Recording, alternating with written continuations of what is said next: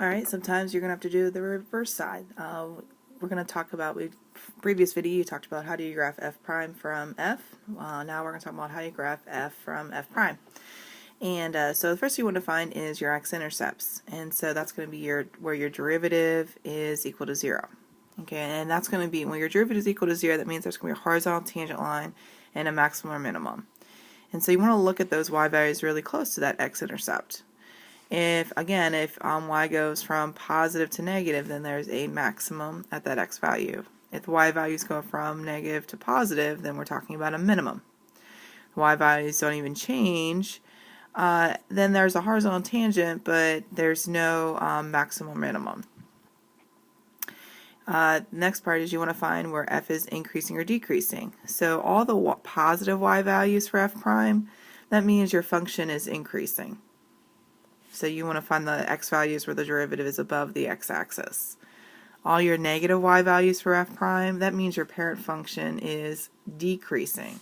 And so essentially you want to find all the x values where the derivative is below the x-axis. Finally, you want to find the maximum or minimum for f prime. That means this is a point of inflection for f of x. F of x is concave up or concave down given a certain situation. If f is increasing, that means your parent function is concave up. If f prime x is decreasing, then it means it's concave down. Alright, let's first get our intercepts. And so if you notice, I have intercept here, here, and here. So those are going to be potential maximums or minimums. And so I'm going to see that around here I'm going from positive to negative. Here I'm not changing signs, so that's not an extrema. Over here I'm going from negative to positive. So if I'm going to positive to negative, that means I'm going from up to down. So I'm talking about a maximum. So I'll say a maximum here, let's say 4. Negative 2 and positive 4. And then I have a minimum from I'm going from negative to positive, so I'll say to negative 4. Okay. So next, I want to get where am I going to have points of inflection. And I notice that I'm looking for all the places where I have an extreme on f prime. And so I have a minimum there, a maximum here, and a minimum here. And so I'll have a point of inflection. So I'm just going to kind of put these between my two red dots that I've already given you. So it looks like I'll put one right here. There's a point of inflection. Here's a point of inflection. And then I'll put it, I don't know, like about right here. And so you kind of see if you're going to connect the dots, they all kind of go in order. Okay, that's what I was trying to do.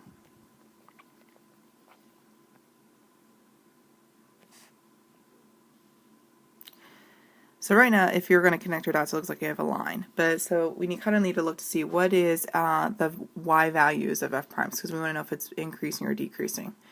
If you notice, at negative 2, all your values are positive. So that means your function is increasing up to negative 2, 4.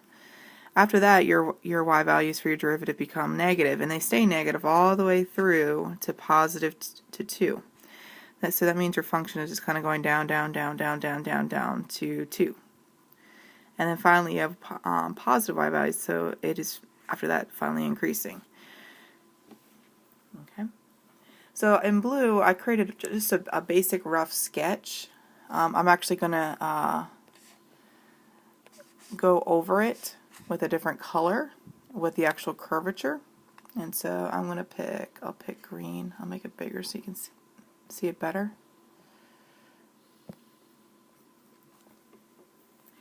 If you notice, when we talk about the curvature, you're looking to see what is f prime doing. And so if you notice, here was our minimum. If you notice, f prime is decreasing. And so if it is decreasing, if f prime is decreasing, that means f double prime is negative or concave down. So I'm going to be concave down all the way to this red dot right here.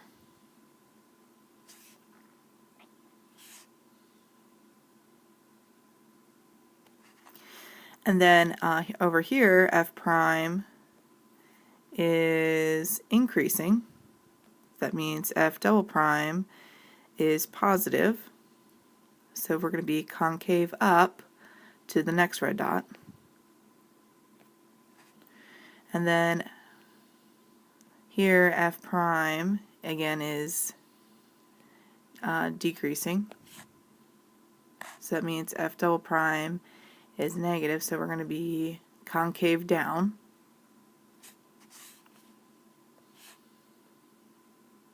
Give myself a little bit of space here.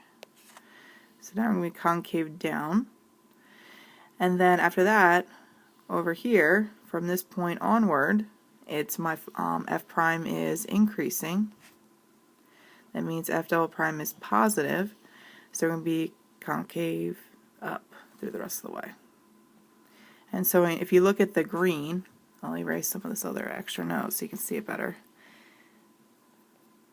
If you just look at the green, that's what your parent function is going to look like.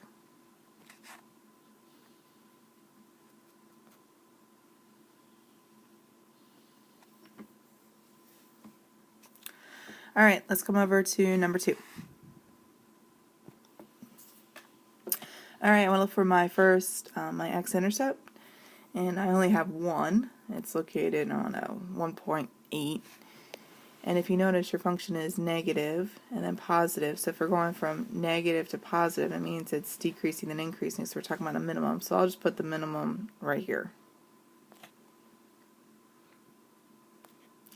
And if you notice, your function is constantly negative. So that means it is consistently always going to be decreasing all the way to that red dot down there.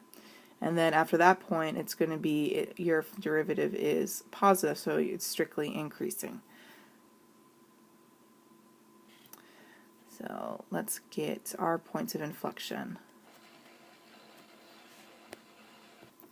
I have a point of inflection here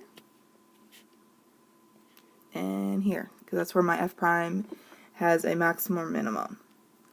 And so since I know that everything is negative, it's strictly decreasing, that means if this is that dot's my minimum, I need to put those points of inflection a little bit higher. So I'll put this one, I don't know, I'll put it up here. And then I'll put this one guy, I don't know, put him right here.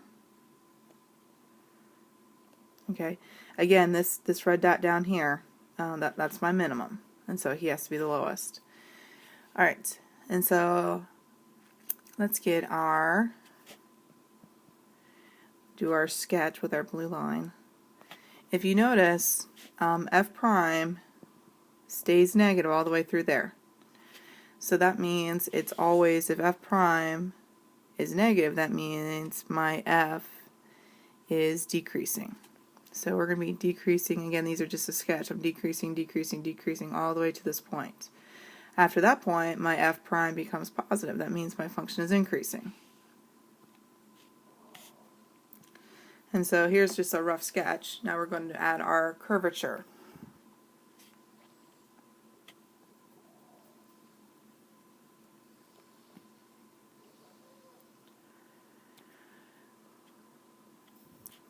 If you notice, f prime is increasing, so if f prime is increasing, that means f double prime is positive.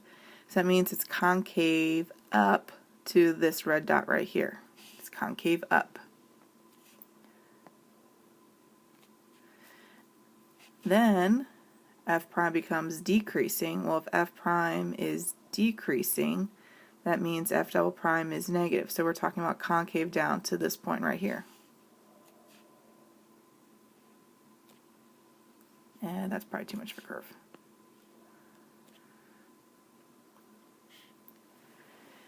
And then f prime becomes increasing all the way throughout. So if f prime is increasing, that means f double prime is positive, meaning it's concave out. So the rest of the function is going to be concave up. And so I'll erase all this extra stuff so you can see it better.